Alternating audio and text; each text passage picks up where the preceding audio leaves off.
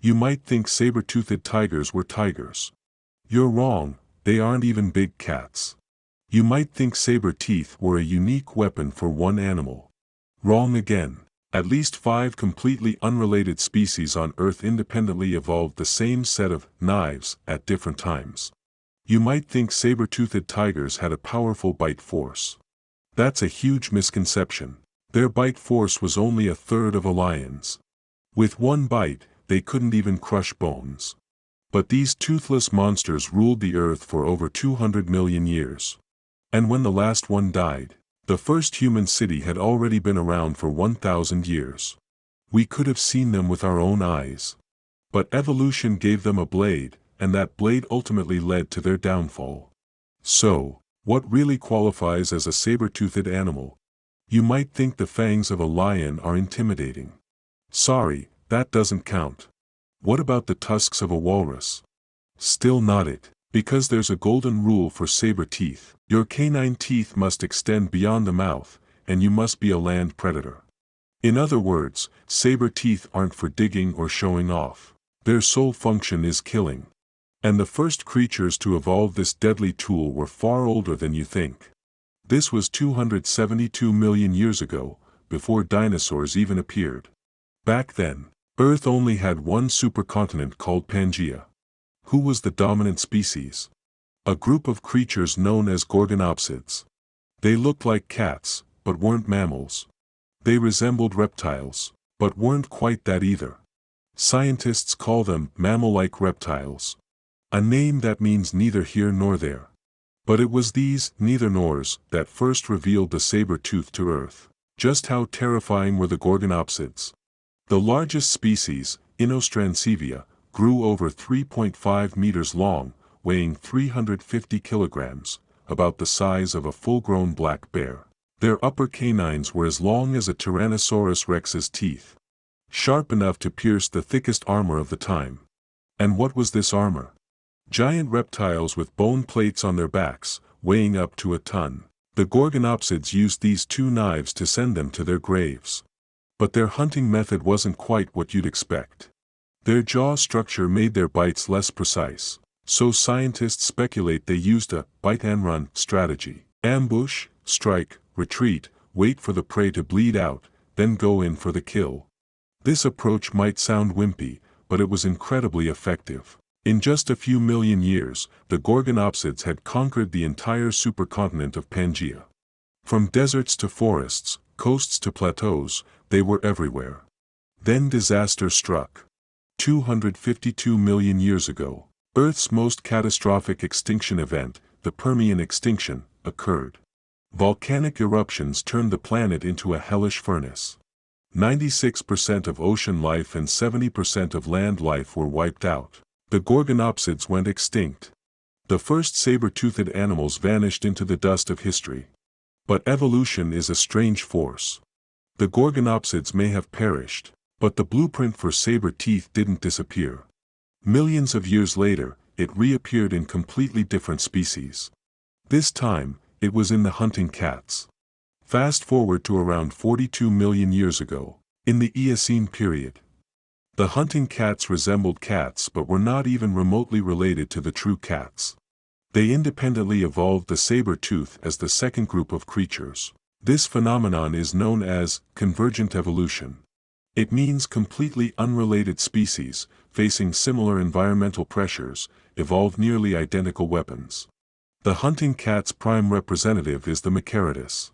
Their saber teeth were even more refined and blade-like than the gorgonopsids.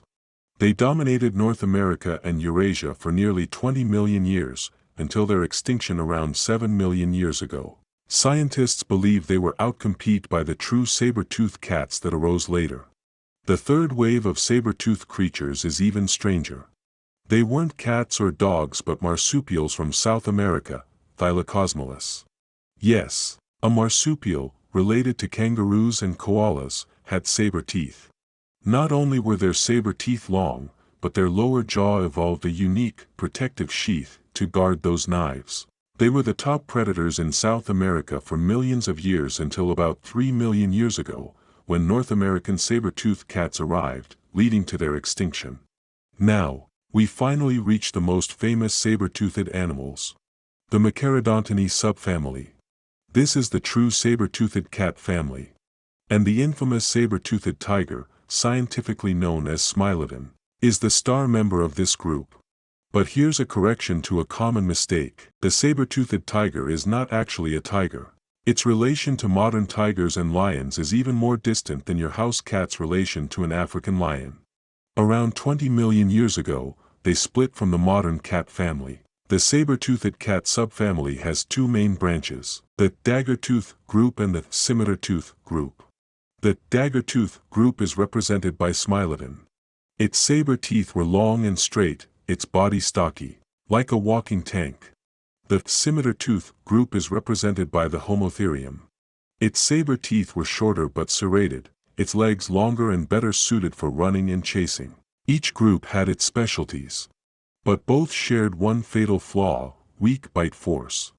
This is perplexing. A top predator with a bite force only a third of a lion's. How did they kill prey? The answer lies in their necks. Scientists used finite element analysis to study the Smilodon's skull and found its neck muscles were incredibly developed.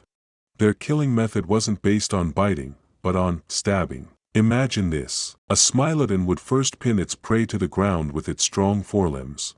Then, opening its mouth 120 degrees, almost double that of a lion, it would use its powerful neck muscles to precisely stab its 17 centimeters long saber teeth into the prey's throat, severing the carotid artery, delivering a lethal blow. But this highly specialized killing method came with a risk. Their saber teeth, while sharp, were also extremely fragile. If they hit bone, they could break. And if a saber-toothed cat lost a tooth, it was as good as a death sentence. Worse yet, Smilodon cubs developed incredibly slowly. A 2024 study published in the Anatomical Record compared the development of Smilodon and lion cubs' jaws and found that Smilodon cubs took much longer to wean and couldn't hunt independently until much later. This meant the parents had to care for their cubs longer. If the environment suddenly changed, the species wouldn't be able to adapt fast enough. And here's a shocking discovery. At the La Brea tar pits in Los Angeles, scientists unearthed over 2,000 Smilodon fossils. One pelvis fossil showed that the Smilodon had severe hip dysplasia, making it a permanent cripple. It couldn't hunt on its own, yet it survived to adulthood. This suggests other Smilodons were taking care of it, sharing their food. These cold-blooded killers had a social welfare system. Further fossil evidence showed healing wounds, suggesting they might have been social animals, taking care of injured companions. But even so, the Smilodons couldn't escape extinction. Around 11,000 years ago, the last Smilodon died. By then, humans had already built Jericho in the Middle East, the world's first city, which had been thriving for over 1,000 years. We shared the land with the saber-toothed cats, but in the end, only we survived. Why did the saber-toothed tiger go extinct? In 2024, National Geographic reported a study analyzing over 700 fossilized Smilodon teeth from the La Brea tar pits. The study found that the Smilodon's diet was extremely limited. They only hunted large prey in the forest, like the bison latifrons. When the Ice Age ended and the climate warmed, transforming forests into grasslands, their prey disappeared. Unlike coyotes, Smilodons couldn't easily switch to different prey. Those two once dominant saber teeth became a burden of evolution. Highly specialized, they were too fragile. Looking back at the history of saber-toothed animals, over 200 million years, we see a startling pattern. This knife was independently invented at least 5 times. The Gorgonopsids, the hunting cats, Thylacosmolus, the saber-toothed cats. Even some lesser-known species we haven't mentioned. Every time, evolution handed this knife to a different species, letting them rule for a while. But every time, the owners of this blade met extinction. Is this just a coincidence?